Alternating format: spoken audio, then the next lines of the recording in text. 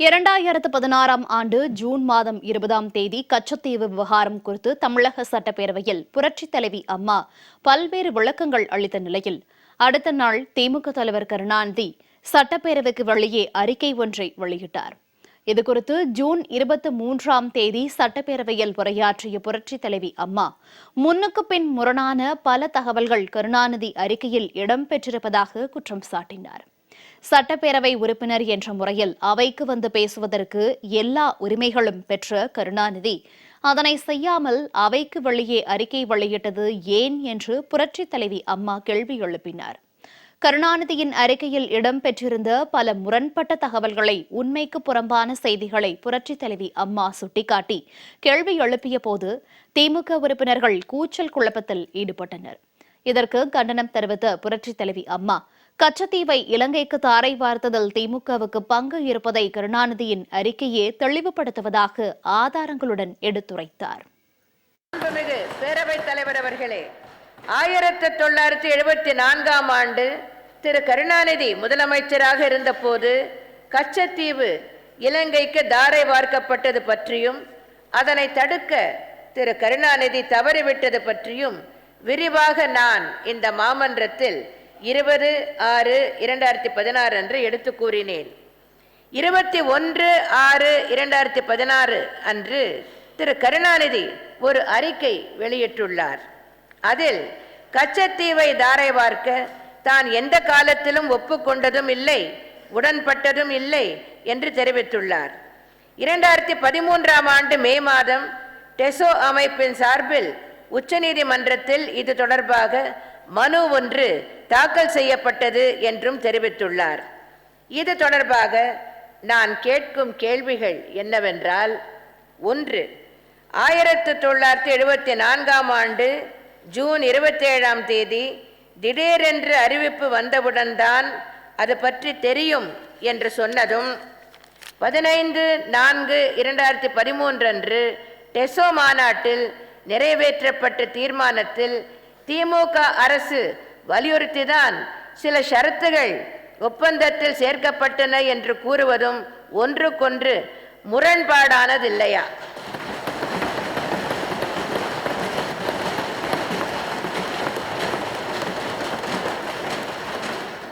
சில ஷரத்துகள் சேர்க்கும்படி சொல்லப்பட்டது என்றாலே தாரை வார்க்க ஒப்புதல் அளிக்கப்பட்டது என்பதுதானே பொருள்.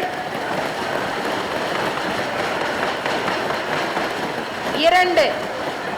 நான் இந்த கேள்விகளை திரு கருணாநிதி அவர்களிடம் கேட்டுக்கொண்டிருக்கிறேன். அவர் பதில் சொல்லட்டும், நீங்கள் அமருங்கள்.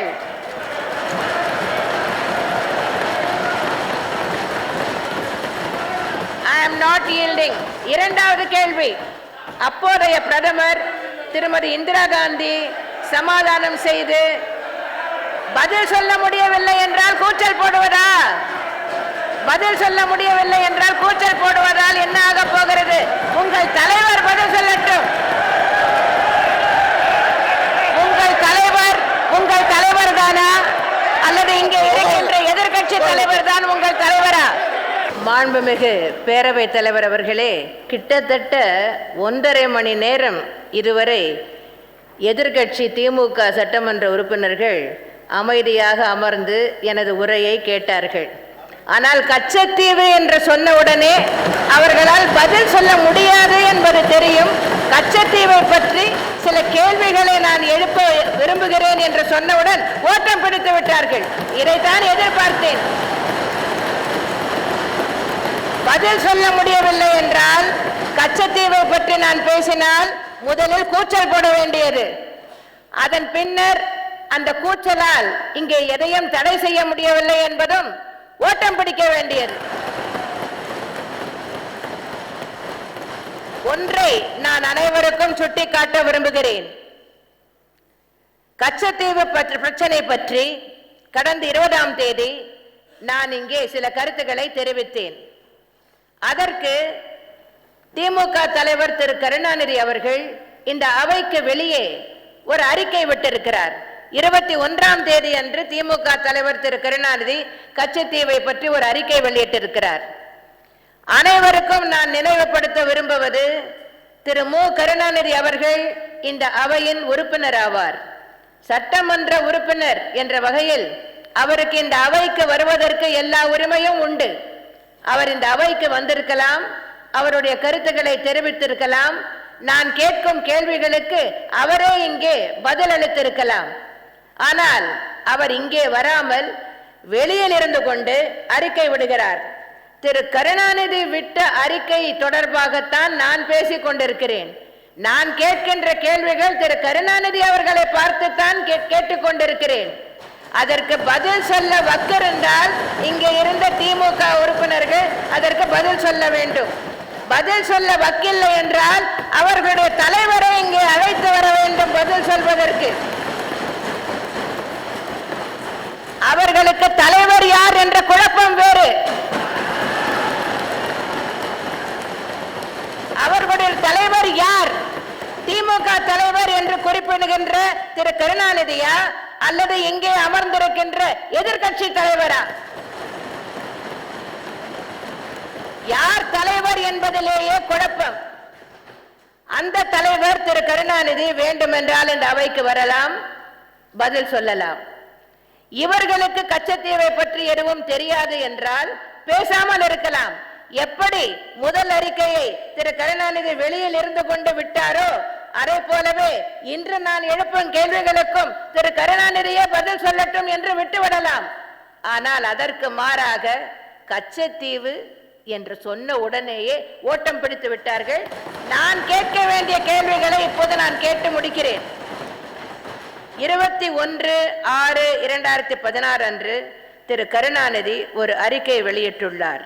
அதில் கச்சத்தீவை தாரை வார்க்க தான் எந்த காலத்திலும் ஒப்புக்கொண்டதும் இல்லை, உடன்பட்டதும் இல்லை என்று தெரிவித்துள்ளார்.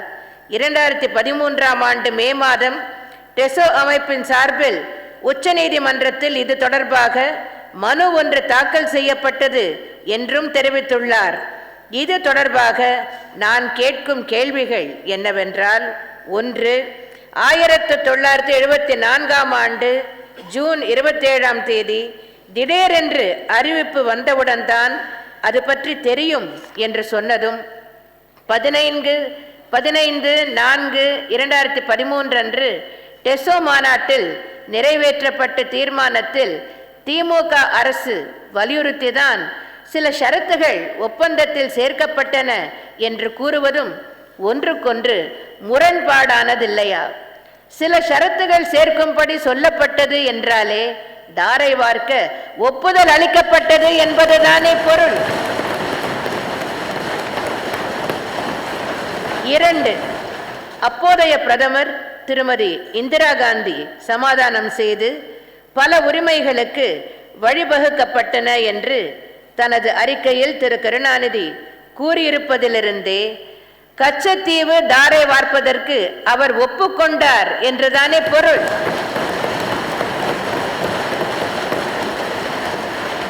3. ஜனசங்க தலைவர் திரு வாஜ்பாய் இது பற்றி வழக்கு போடப்படும் என்று தெரிவித்தும் தமிழக அரசு ஏன் எந்த வழக்கையும் அப்போது தாக்கல் செய்யவில்லை? 4. 2008ஆம் ஆண்டு தனிப்பட்ட முறையில் உச்சநீதிமன்றத்தில் நான் வழக்கு தாக்கல் செய்து அதன் பின்னர் 2011ஆம் ஆண்டு என்னால் சட்டப்பேரவையில் கொண்டுவரப்பட்ட தீர்மானத்தின் அடிப்படையில் தமிழக அரசும் அதில் தன்னை இணைத்துக் கொண்ட பின் திமுகவால் அரசியல் காரணங்கள் மற்றும் 2014ஆம் ஆண்டைய நாடாளுமன்ற தேர்தலை மனதில் வைத்துத்தானே 10/5/2013 அன்று உச்சநீதிமன்றத்தில் மனு தாக்கல் செய்யப்பட்டது. 5.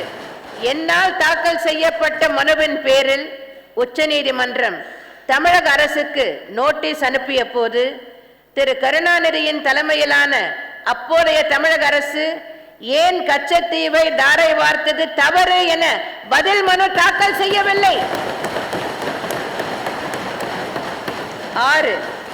அப்போதைய திமுக அரசு வலியுறுத்தியதால் தான் கச்சத்தீவு பகுதியில் மீன் பிடிக்கும் உரிமை, மீனவர்களின் வலைகளை அங்கே உலர்த்தி கொள்வதற்கான உரிமை 1974ஆம் ஆண்டு ஒப்பந்த ஷரத்துகளில் சேர்க்கப்பட்டன என்பது உண்மைக்கு மாறான கருத்தல்லவா? ஏனெனில் இது போன்ற எந்த ஷரத்தும் 1974ஆம் ஆண்டு ஒப்பந்தத்தில் இல்லையே.